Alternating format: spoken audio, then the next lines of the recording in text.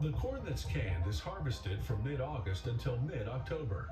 Canning is done very quickly.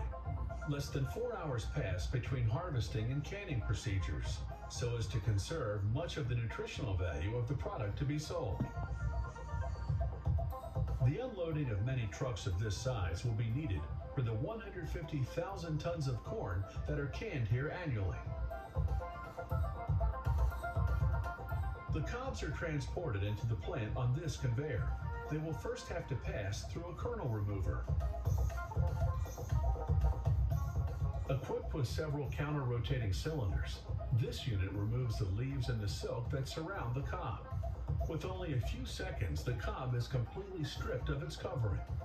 Once cleaned, the cob falls into this chute en route to the next processing step. Here, they're lined up, ready to be handled by the kernel remover.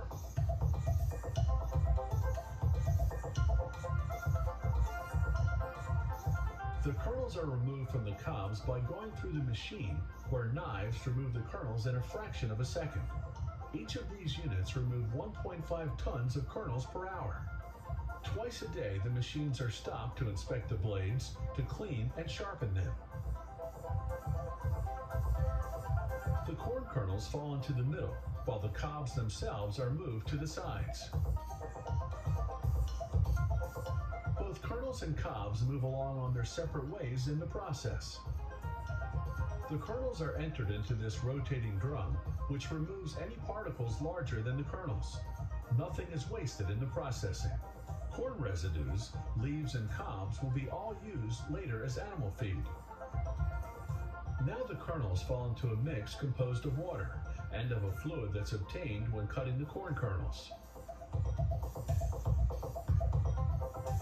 This liquid mix allows for the transporting of the kernels without damaging them. Next, the kernels flow along this belt and are placed on this conveyor toward the following processing step.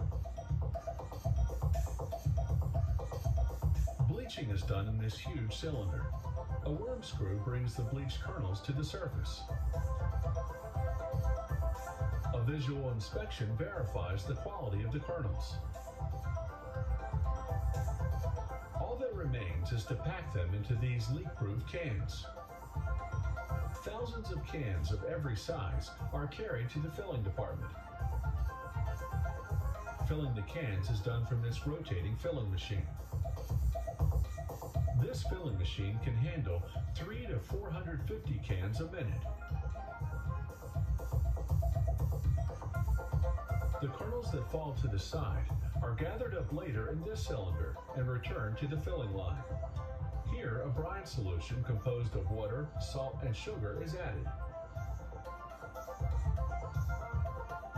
Covers are securely attached onto the containers, but the canning is not yet finished because they have to proceed with some very important tests.